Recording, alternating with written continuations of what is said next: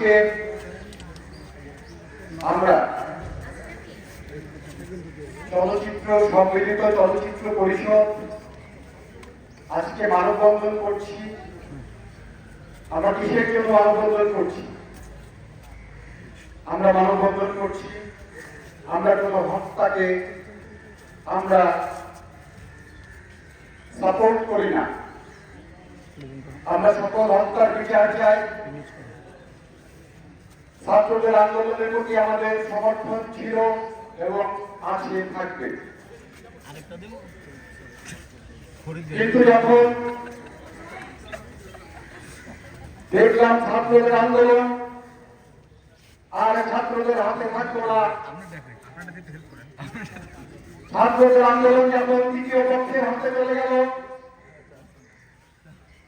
তখনই আপনারা লক্ষ্য করেছেন, তখনই দেশ ধ্বংসের পরিকল্পনা শুরু হলো।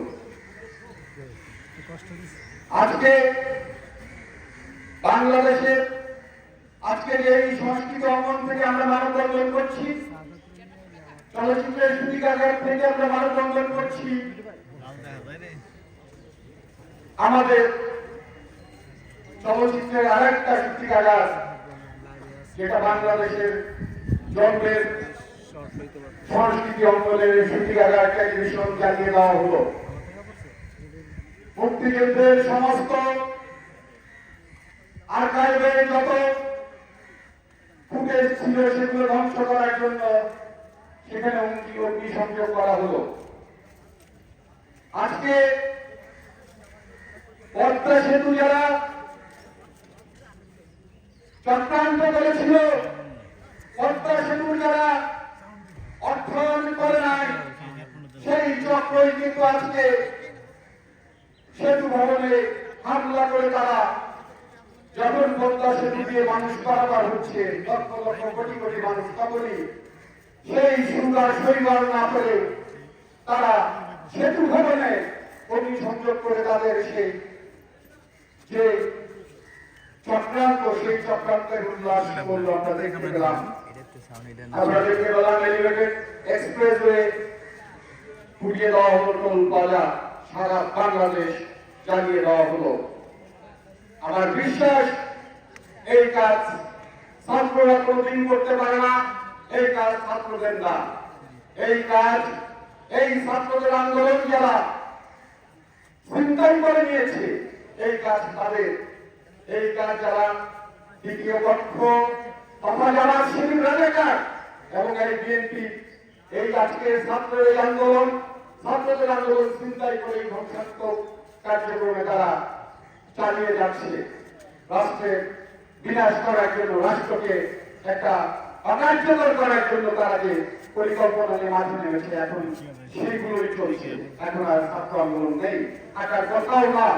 কারণ হচ্ছে ছাত্রদের আন্দোলন সরকার মেনে নিয়েছে এবং ছাত্ররা যা চেয়েছে তার চেয়ে অনেক বেশি ছাত্ররা পেয়েছে।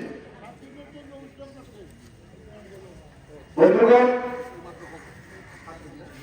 আপনারা দেখেছেন আন্দোলনে, আপনাদের আন্দোলনের সংবাদ, আপনাদের দাবি দেওয়ার সংবাদ তারা প্রচার করে, সাংবাদিক ভাইয়েরা। আজকে সাংবাদিক ভাইদের কেন হত্যা করা হচ্ছে, হামলা করা হচ্ছে? কেন একজন নারী সাংবাদিক তাকে নাজেহাল করা হলো, তাকে তার উপর বর্বরচিত আক্রমণ করা হলো? সেটা কোন রাজনীতি?